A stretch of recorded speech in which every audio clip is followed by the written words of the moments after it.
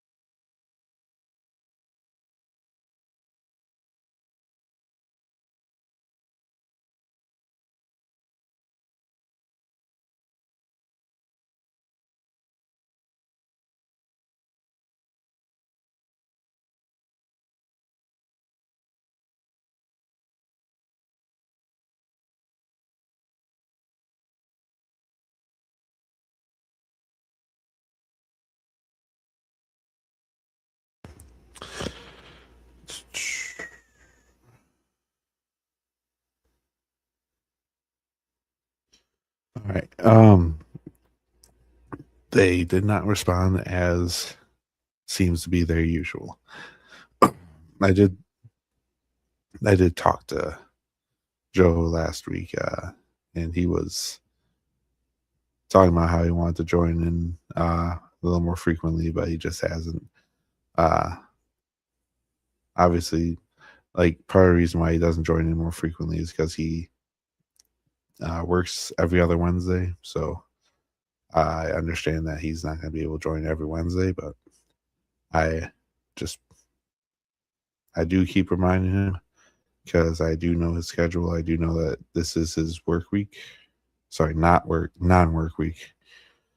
So I just want to check. And then Isaac, my friend Isaac Aragua, uh, he occasionally joins in. I send him the link, so maybe he'll join in later, maybe he won't. Regardless, so with the types of crisis, I do want to say I am off camera again because I'm not using my data. Like I'm not using my hotspot like I did 2 weeks ago. 3 weeks ago because I've run out of data. It doesn't reset until the 11th, I believe. I'll have to double check that, but uh, it doesn't reset until next week. So I will be able to be back on camera next week. Before I get started, I have said this before. I don't particularly care if I don't get a lot of viewers. I would do this whether I had viewers or whether I didn't. But if you haven't been enjoying this content and you want to get it spreading, please please subscribe. If you just like that, press the like button. I'm pretty sure it will put it into the algorithm more, and maybe we can spread the word of God a little bit more. I would appreciate it, but it's up to you.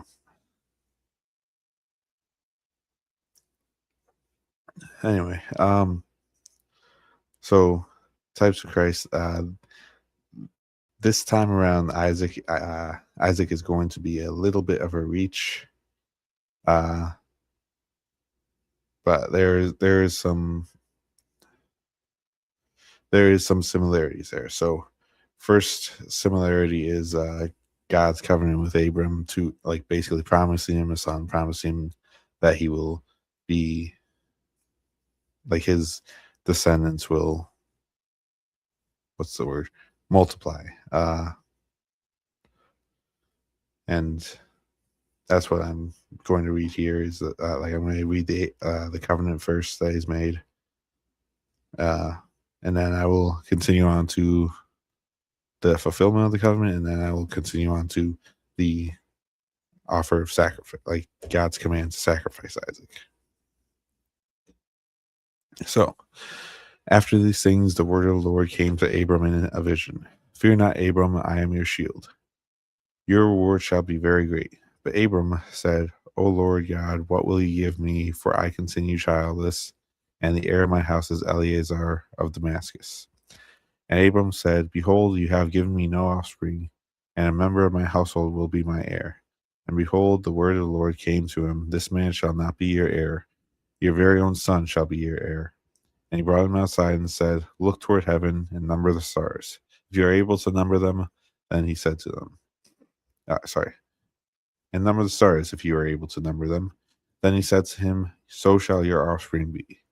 And he believed the Lord, and he counted it to him as righteousness. And he said to him, I am the Lord who brought you out from Ur of the Chaldeans, or Chaldeans, I'm not sure how it's pronounced fully, to give you this land to possess. But he said, O Lord, how am I to know that I shall possess it? He said to him, Bring me a heifer 3 years old, and a female goat 3 years old, a ram 3 years old, and a turtle dove, and a young pigeon. And he brought him all these, cut them in half, and laid each half against the other. But he did not cut the birds in half. When the birds of prey came down on the carcasses, Abram drove them away. As the sun was going down, a deep sleep fell on Abram, And behold, dreadful and great darkness fell upon him. Then the Lord said to Abram, know for certain that your offspring will be sojourners in a land that is not theirs, and will be servants there, and they will be afflicted for 400 years. But I will bring judgment on the nation that they serve, and afterward they shall come out with great possessions.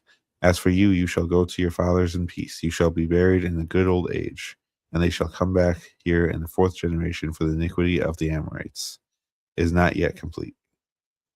When the sun had gone down and it was dark, behold, a smoking firepot and a flaming torch passed between these pieces. On that day the Lord made a covenant with Abram, saying, to your offspring I give this land, from the river of Egypt to the great river, the river Euphrates, the land of the Kenites, the Kenizzites, the Cadmonites, the Hittites, the Perizzites, the Rephaim, and Amorites, the Canaanites, the Girgashites, and the Jebusites. That is a lot. It's just a lot to say. It's not necessarily a lot. It's a lot to say when I have a little bit of a cough. I say a little bit, but you heard it. Anyway, one thing I want to mention is that I forgot. Anyway, this covenant, God is making a covenant with Abraham or Abram, and he's telling him that he's going to have more, he's going to have more offspring than all the stars in heaven.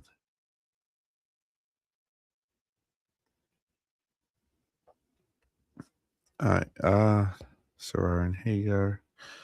All right, Abraham and the covenant of circumcision. When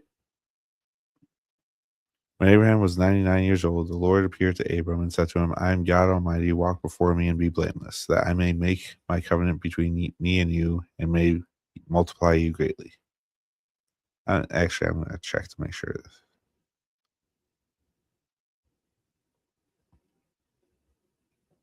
Okay, Isaac's birth promised. And God said to Abraham, as for Sarai your wife, you shall not call her name Sarai, but Sarah shall be her name. I will bless her, and moreover, I will give you a son by her. I will bless her, and she shall become nations. Kings of people shall come from her. Then Abraham fell on his face and laughed, and said to himself, shall a child be born to a man who is 100 years old? Shall Sarah, who is 90 years old, bear a child?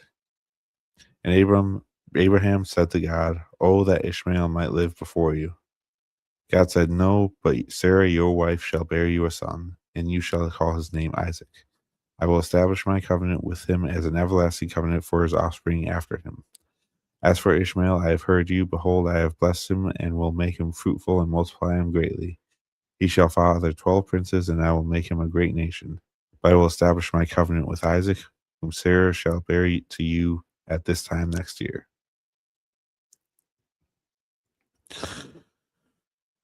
All right, so obviously he's promising, like God is promising Abraham a son who will be called Isaac. More importantly, the reason why this is a type of reason I'm calling Isaac a type of Christ is because it's a miraculous birth. Like even Abraham is incredulous. Like he's laughing at the thought of a child being born to him who is 100 years old. Like he'll be 100 years old when Isaac comes, and Sarah will be 91. Vaguely.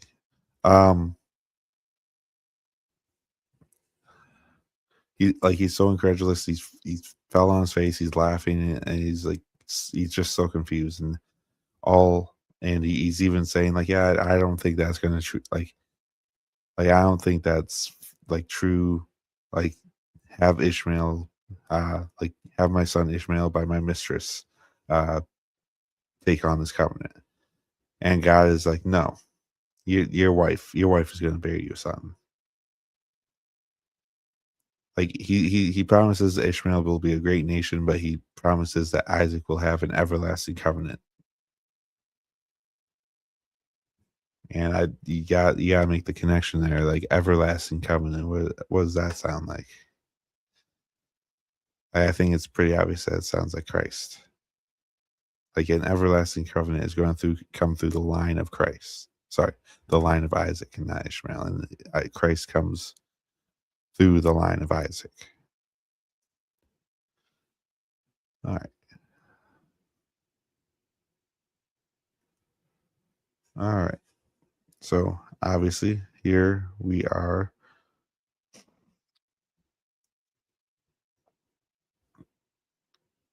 Uh, sorry, no, this is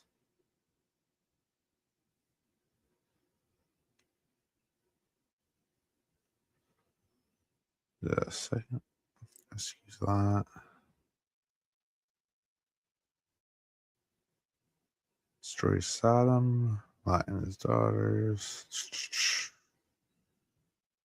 Give me a moment. Just looking for. There we are. The birth of Isaac. The Lord visited Sarah as he had said, and the Lord did to Sarah as he had promised. And Sarah conceived and bore Abraham a son in his old age at the time of which God had spoken to him. Abraham called the name of his son who was born to him, whom Sarah bore him, Isaac. Abraham circumcised his son Isaac when he was 8 days old, as God had commanded him. Abraham was 100 years old when his son Isaac was born to him, and And Sarah said, God has made laughter for me. Everyone who hears it will laugh over me. And she said, who would have said to Abraham that Sarah would nurse children? Yet I have borne him a son in his old age. So there's the fulfillment of the miraculous birth, like a miraculous geriatric birth. All right.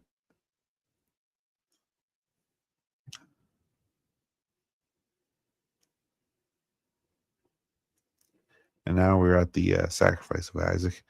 Um, obviously, Abraham doesn't go through it with it, but this is foretelling of things to come with the Messiah. Like you have to think that God is never going to ask you to do something that he himself is not willing to do.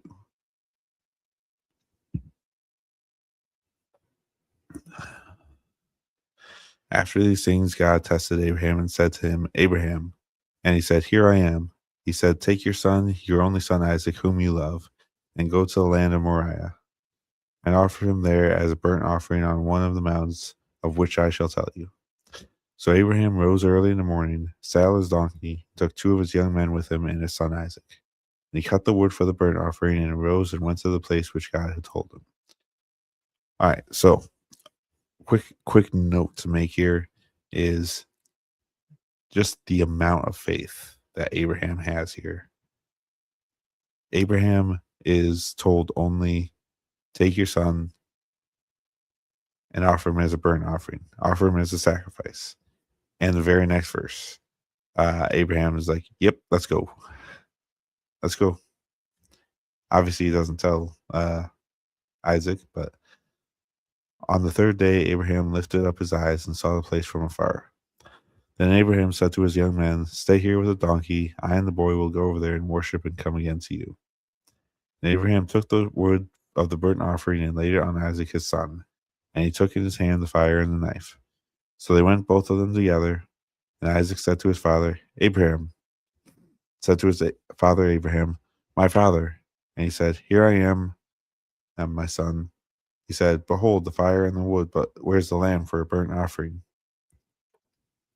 Abraham said, God will provide for himself the lamb for a burnt offering, my son. So went both of them together. When they came to the place of which God had told him, Abraham built the altar there and laid the wood in order and bound Isaac his son and laid him on the altar on top of the wood. Then Abraham reached out for his hand and took the knife to slaughter his son. But the angel of the Lord called to him from heaven and said, Abraham, Abraham. And he said, Here I am. He said, Do not lay your hand on the boy or do anything to him. For now I know that you fear God, seeing that you have not withheld your son, your only son, from me. And Abraham lifted up his eyes and looked, and behold, behind him was a ram caught in the thicket by his horns. And Abraham went and took the ram and offered it as burnt offering instead of his son. So Abraham called the name of that place, "The Lord will provide." As is said to this day, on the mount of the Lord it shall be provided. All right. So Abraham is not hesitating. He is not hesitating one bit here. He fears God. He trusts in God. And God provides. God is very clearly he's testing him, just as he sacrificed. Sorry, lost my train of thought. This stuffiness is killing me. Anyway, before Abraham had the chance to to kill his son, to sacrifice his son, God provides a ram. God miraculously provides a perfect ram. Yeah. And I also want to make it noted here in verse 11, and I'm actually going to go to the commentary on this. Oh shoot! Actually, no. I'm going to go to the commentary.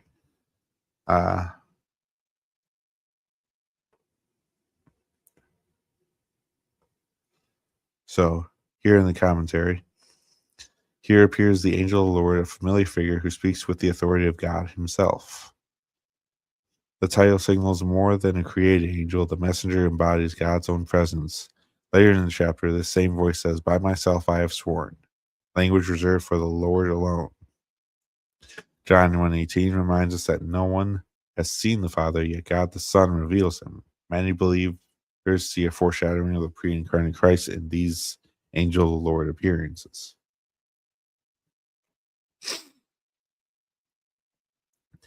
I just wanted to point out very specifically how it says the angel of the Lord. Like there will be times in the Old Testament where it says an angel of the Lord, but there are other times where it says the angel of the Lord. And I think that's a very important distinction. And right here is where it's said before, like in the commentary. And the angel of the Lord called to Abraham a second time from heaven and said, "By myself I have sworn, declares the Lord, because you have done this, you have not withheld your son, your only son. I will surely bless you, and I will surely multiply your offspring as the stars of heaven and as the sands that is on the seashore. And your offspring shall possess the gate of his enemies, and in your offspring shall all the nations of the earth be blessed, because you have obeyed my voice." So Abraham returned to his young men, and they arose and went to Beersheba, and Abraham lived at Beersheba.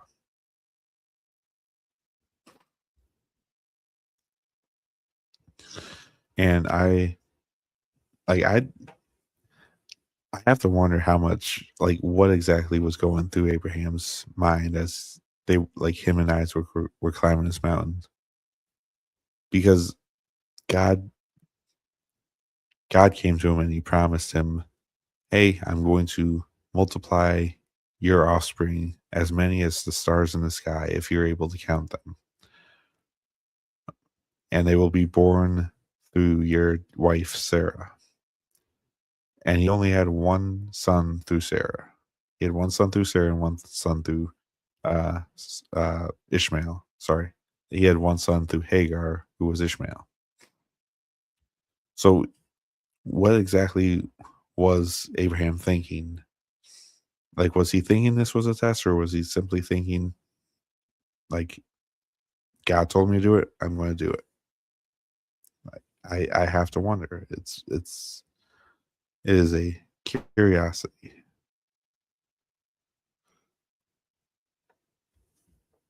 All right, I'm going to need a second because I need to blow my nose or something.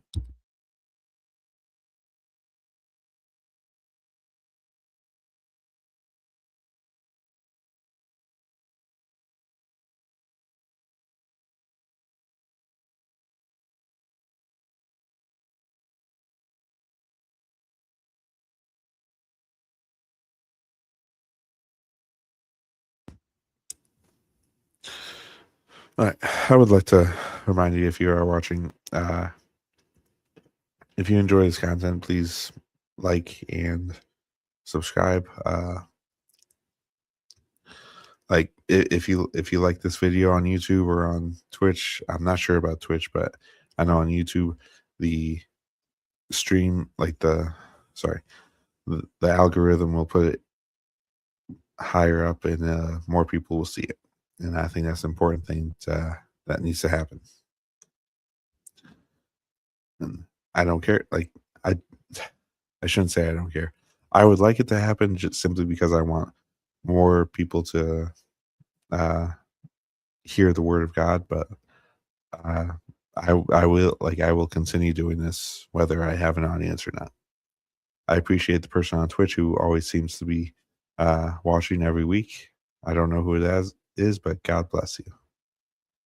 Again, it could be different people each week, but I'm fairly certain with how consistent it is. I think it might be the same person every week. And if that's the case, God bless you. All right, so going to be moving on to Jacob's ladder, and this isn't necessarily a type of Christ. It can be seen as a pre-incarnate Christ, but it is a type of Christ. Well, type of Christ. It's a pre-incarnate Christ, or at least proof that the angel of the Lord that I just spoke about, like the angel, is pre-incarnate Christ. All right, so this is important with Laban. Then Isaac called Jacob and blessed him and directed him, "You must go take a wife from the Canaanite women. Arise, go to Padan Aram, to the house of Bethuel, your mother's father, and take as your wife from there one of the daughters of Laban, your mother's brother. God Almighty bless you and make you fruitful and multiply you, that you may become a company of peoples. May he give you the blessing of Abraham. May he give the blessing of Abraham to you and to your offspring with you, that you may take possession of the land of your sojournings that God gave to Abraham." Thus Isaac sent Jacob away, and he went to Padan Aram, to Laban, the son of Bethuel, the Aramean, the brother of Rebekah, Jacob's and Esau's mother. I want to talk about Laban because it's important to what's coming up. All right, so starting in verse 10, we get Jacob's dream about the ladder. Jacob left Beersheba, went toward Haran, and he came to a certain place and stayed there that night because the sun had set. Taking one of the stones of the place, he put it under his head and lay down in that place to sleep. And he dreamed, and behold, there was a ladder set up on earth, and the top of it reached to heaven. And behold, the angels of God were ascending and descending on it. And behold, the Lord stood above it and said, "I am the Lord of the God of Abraham your father, and the God of Isaac. The land on which you lie I will give to you and to your offspring. Your offspring shall be like the dust of the earth, and you shall spread abroad to the west and to the east, and to the north and to the south. And in you and your offspring shall all the families of the earth be blessed. Behold, I am with you, and you will keep, and I will keep you wherever you go, and will bring you back to this land. For I will not leave you until I have done what I have done. I have promised you." Then Jacob awoke from his sleep and said, "Surely the Lord is in this place, and I did not know it." And he was afraid and said, "How awesome is this place! This is none other than the house of God, and this is the gate of heaven." So early in the morning, Jacob took a stone they had put under his head and set it up for a pillar and poured oil on the top of it. He called the name of that place Bethel, but the name of the city was Luz. Lutz, I don't know how it's pronounced, at the first. And Jacob made a vow, saying, "If God will be with me and will keep me in this way that I go, and will bring me bread to eat and clothing to wear, so that I come again to my father's house in peace, then the Lord shall be my God. And this stone which I have set up for a pillar shall be God's house.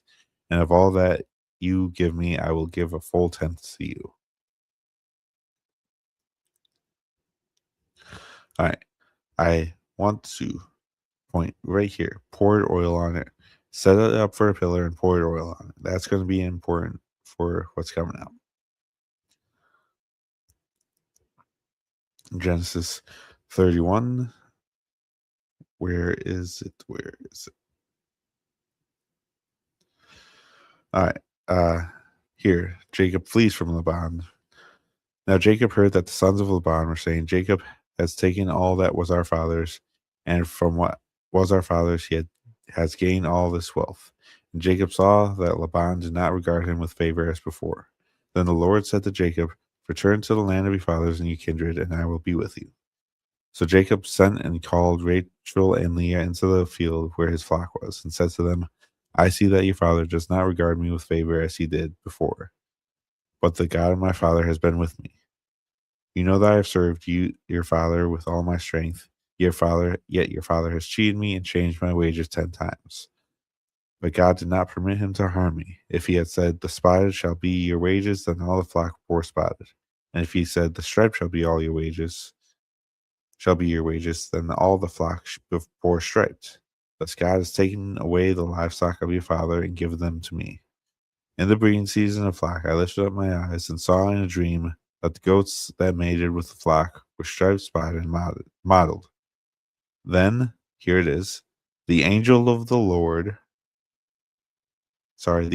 God said to me in a dream, Jacob, and I said, here I am. And he said, lift up your eyes and see all the goats that mate with the flock are striped, spotted, and mottled, for I have seen all that Laban is doing to you. Right here, the angel of the Lord, the angel of God, right here, I am the God of Bethel. Where was Bethel? Where was Bethel? Where was Bethel? We just read it. Where you anointed a pillar and made a vow to me.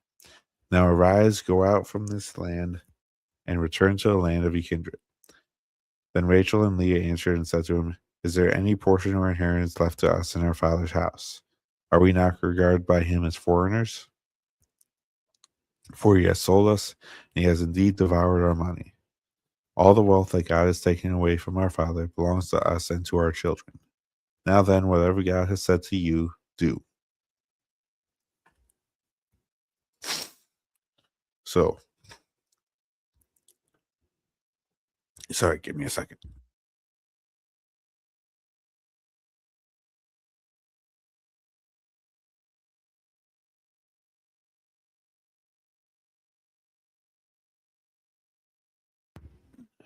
All right, sorry about that.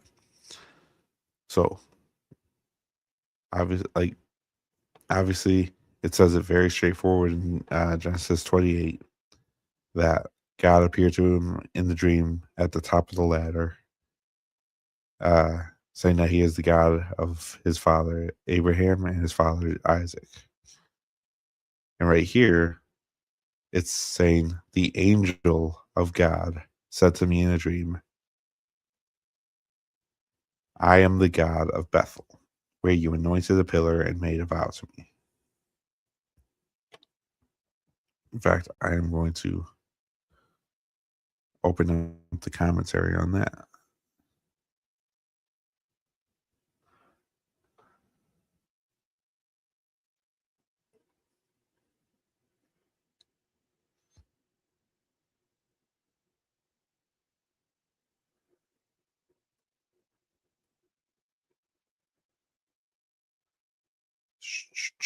Sorry, it's taking a second to load.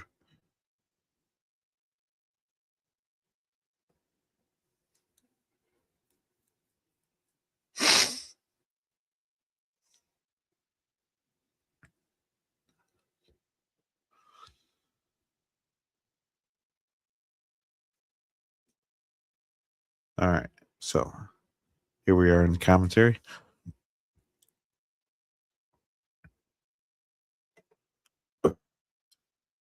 Give me a second. Sorry, again, the angel of God often functions as visible representative of the Lord himself.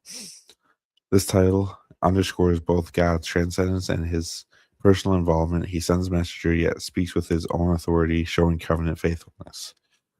For Jacob, the appearance of the angel confirms that every hardship of Laban was under God's watchful eye, assuring him of protection similar to that promised in Genesis 28:13 through 15.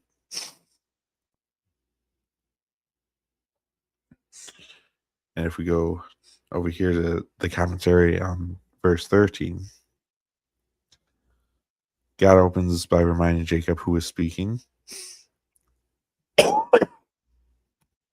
Yeah.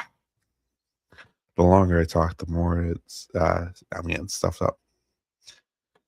Is the same Lord who met him years earlier on his lonely journey. By naming Bethel, the Lord reaches back to that life-changing encounter where heavenly promises were first spoken.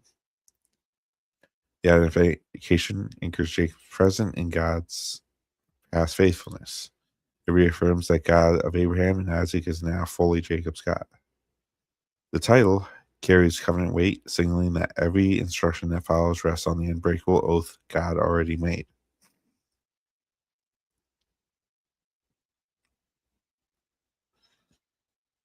All right.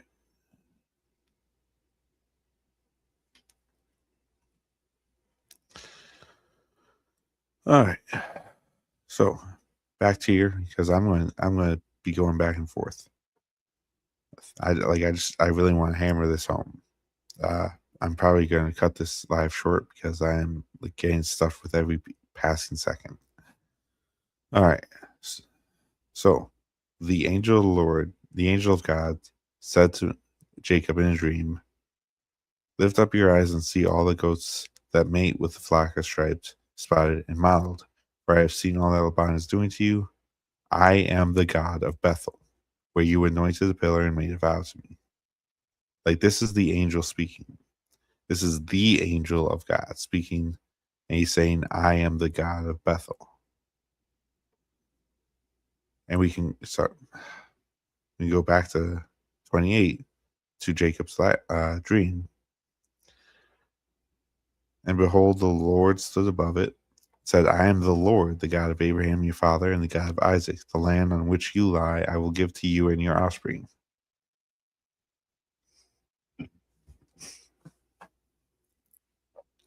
So very clearly, this is the Lord. This is the Lord speaking. Sorry. Like in Jacob's dream about the about the ladder, ascending and descending to heaven, God is standing above, above it.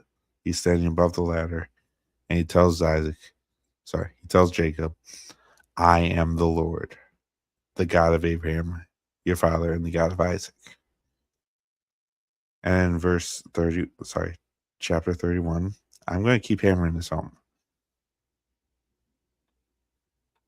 In verse 11, the angel of God is speaking to Jacob, and the angel of God says, "I am the God of Bethel, where you anointed the pillar and made a vow to me."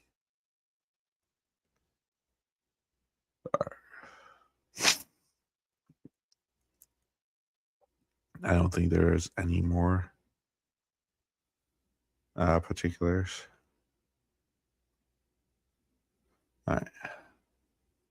And I'm going to end it early because I'm like, my nose is getting stuffy beyond all belief. I gotta go take some Mucinex, and I gotta go get some gas in my truck for work tomorrow, if I'm being honest. I hope that this was edifying. I think next week I am going to be talking about Joseph. And honestly, there's a good chance that Joseph is going to be a whole, like, on his own. Like, because I think,